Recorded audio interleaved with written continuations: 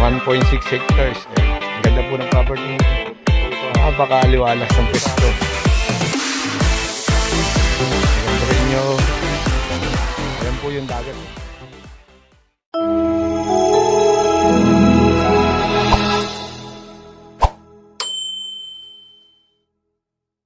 Ayan po yung overlooking. Overlooking po yan, dagat po yan. Yan, dagat. Yan, dagat po yan. Kaya pag nalinis po ito, ayan, makikita nyo yan. Tapos ang dami niyan pong talim na saging. Ayan, sagingan po ito. Yan, mga saging po yan. Ayan, ayan, puro saging po ang pananim dito, tsaka niyog. Ayan po, saging po yan lahat. Ayan. Tapos na yan po yung overlooking. Ayan, overlooking po yan. Ayan, overlooking po. Andiyan po ang boundary. Ayan, yan po ang boundary ng 1.6 hectares yan po. Ayan. Okay na, dagat to. Overlooking po yan. Ayan, dagat po yan. Kaya pag nalinis po itong part na to, ayan, kitang kita po yung dagat, overlooking po yan. Clear na clear na. Ayan na.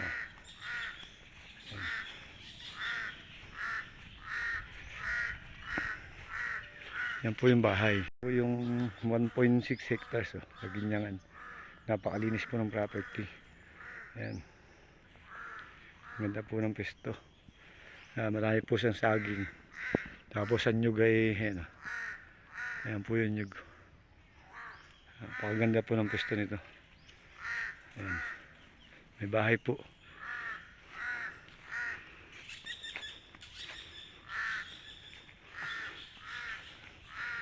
Ayan po yan. Ayan.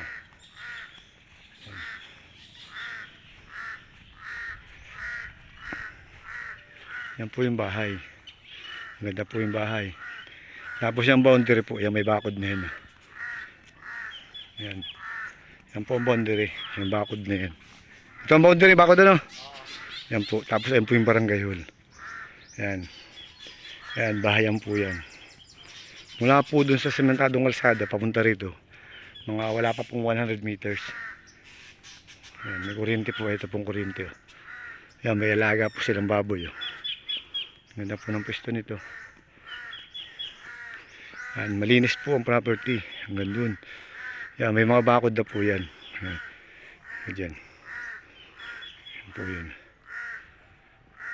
Ganda na ng pwesto nito. Nabili nyo na po ito mga kasama. Yan, linis na linis po ng property. Hindi ka lugi. Dito may daan din pa po ng barangay hill, ano? Yan, may barangay hill, daan din po barangay hill. Ayan lang po ang barangay hill. Ayun, yun. Pero dito po ay may isang lote dito eh. Pero pwede man tayo makiusap kung pwedeng bumili ng right of way. Yan po. Panalo ka dito. Pabili nyo na po ito, ma'am. Sir, mga kasama, ayan. Pwede dito mag-alaga ng manok. Sasabungin, ganda rito, no? Ganda rito mag-alaga ng sasabungin manok, malinis po. Napakaganda. Oh, baboy daw po pero hindi ganun kadami, ano? Malapit na sa sapa. Sapa na yan. Sa unahan daw po sapa. Ayun, sapa yun, ano? Malaki ba yun? Hindi. Running water yan. Running water. Okay. Titingnan ko lang mamaya.